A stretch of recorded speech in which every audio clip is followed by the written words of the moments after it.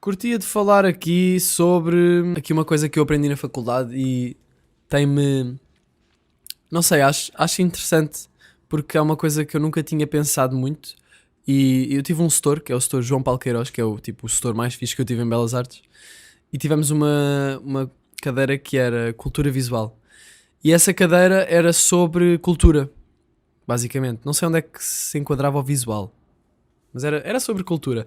E nós as aulas eram. O setor era tipo um podcaster. Estão a ver? O setor estava a falar durante meia hora, até para um microfone na sala, porque era tipo auditório.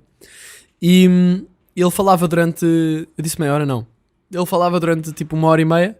E ele tinha um tema, não é? Mas ele perdia-se, tipo, nos temas. E isso era brutal. Ele ia para bué de sítios, exemplos que se lembrava dali, mas já nem tinha nada a ver com o tema, já estava a fazer histórias dentro de histórias, dentro de histórias, dentro de histórias. Vocês devem conhecer pessoas que fazem isso. E falámos muito sobre a cultura e como a cultura é um bocado um vírus. Um vírus do qual não te consegues libertar.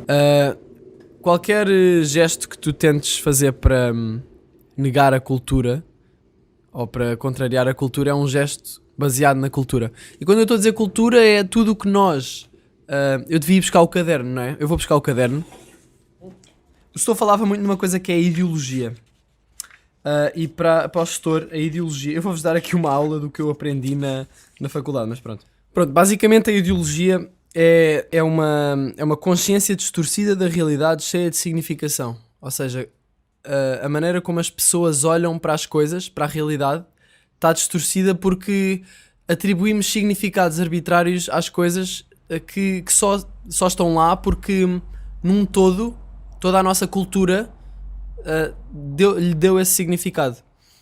E é muito difícil sair deste mundo arbitrário da cultura para ter uma relação natural com as coisas. Ou seja, quando nós olhamos para qualquer coisa, não estamos a ver aquilo naturalmente. Nós estamos a ver aquilo cheio de filtros que a nossa cultura nos impôs entre nós e essa coisa. Depois há uma coisa que é a hegemonia, que é uma adesão massiva a uma perspectiva da realidade, que leva a uma cegueira, que leva a uma incapacidade de ver os princípios que são injustos fora daquele tempo. Isto já é aplicado a outras coisas, mas hegemonia, adesão massiva a uma perspectiva da realidade. Ou seja, estamos todos... Está certo porque estamos todos juntos. É um bocado dentro disso. A hegemonia é tipo uma ideologia que se espalha por toda a gente, por todas as pessoas de uma mesma cultura, e criam uma visão distorcida, globalizada, não é globalizada, mas coletiva. E depois sair fora desse parâmetro é um bocado assustador, porque isso pode ser um bocado abstrato, que eu estou a dizer, mas porque é de facto abstrato. Quando eu aprendi isto na aula, nós ficávamos tipo a olhar para o setor, tipo, mas fazia todo o sentido. Gostava de ter agora aqui o professor para ele poder explicar como deve ser. Mas é isso, ideologia dominante associada a um poder, é a hegemonia.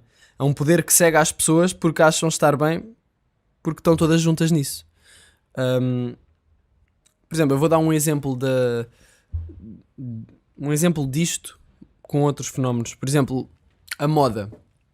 A moda está relacionada com a cultura. Há uma moda dominante, não é? Que é aquela moda tipo Zara, que não quer dizer que seja a moda. Aliás, a moda agora está a mudar, mas durante muito tempo foi um bocado por aí, não é? Tipo, e não estou a falar de moda tipo dos desfiles e das vanguardas e assim. Estou a falar de moda tipo como as pessoas se vestem e o normal, não é? Dependendo da época, existe uma maneira como as pessoas se vestem, não é? Tipo, imagina, nos anos 70 as pessoas vestiam-se, no geral, de uma certa maneira. Era a moda daquele tempo. Agora as pessoas já se vestem de outra maneira. Se bem que aqui está a voltar, mas eu vou falar disso. Agora há uns anos a moda, ou o normal, mais ou menos, era tipo aquela roupa de Zara e assim, ténis de skate, para mim. Vocês estão a ver, não é? Toda a gente se vestia mais ou menos da mesma maneira. Claro que há grupos, exceções, mas no geral era um bocado isso. E isso é a hegemonia, ok? Dentro da hegemonia começam a surgir grupos de resistência à cultura imposta. E esses grupos de resistência, acho que um bom exemplo disso, neste aspecto da moda, é a roupa vintage, que que já tinha acontecido, já tinha estado na moda, mas voltou. E esse voltar voltou através de pequenos grupos de resistência que disseram: não, nós não queremos esta moda, vamos vestir-nos assim.